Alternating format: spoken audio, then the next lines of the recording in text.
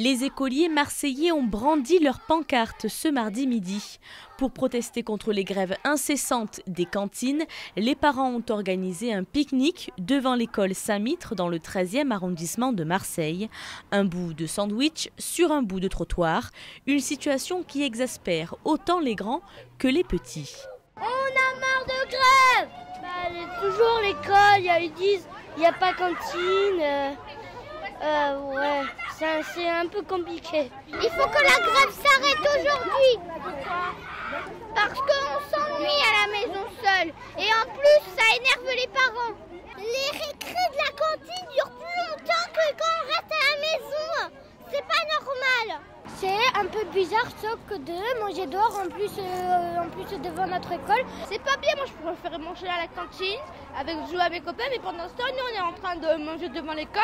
Alors non, ouvrez cette école pour qu'on mange à la cantine. L'école entame sa 2e semaine de grève des cantines, reconduite jusqu'à vendredi. Vous avez vu, il y a la grève qui est reconduite sur le panneau d'affichage pour jeudi et vendredi. On en a 15 jours. Voilà, là c'est sûr, on y a droit jusqu'aux vacances. Je suis d'accord. C'est vraiment plus vivable, inacceptable, on n'en peut plus. Et on est prévenu encore de toute façon au dernier moment parce qu'ils estiment que c'est assez. Mais non, et on n'a jamais assez de temps pour s'organiser. Les élèves qui sont pris en otage, les enseignants, les parents, nos employeurs qui en ont ras-le-bol parce qu'on sort tous les jours pendant 3 heures. Non, vraiment c'est plus vivable. Les ATSEM, en grève, dénoncent le manque de personnel et des conditions de travail dégradées. Des revendications comprises par les parents d'élèves, mais qui en paient le prix fort.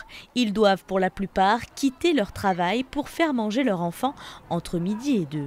Une fois de temps en temps, on veut bien, mais là, j'espère que la mairie va trouver des solutions, un peu plus d'employés, proposer au moins des pique-niques aux enfants. Mais là, non, tous les jours, c'est plus vivable. On peut pas vraiment continuer à vivre cette situation. C'est toute l'école qui est pénalisée. Les tatas, quand on leur demande de s'exprimer pour nous expliquer leurs revendications, il n'y en a pas énormément finalement qui savent ce que c'est. Elles suivent parce que ça fait des années que la mairie de Marseille, que le personnel municipal se renvoie la balle en se déchargeant sur l'école et vice-versa. Les maîtresses saturent. Il y a de mauvaises ambiances après, même dans les couloirs, même entre adultes, du coup, par rapport à ce fléau. C'est insupportable, c'est insoutenable pour les parents. Les enfants, vraiment, ils sont en plein stress parce qu'elles font que crier, elles saturent.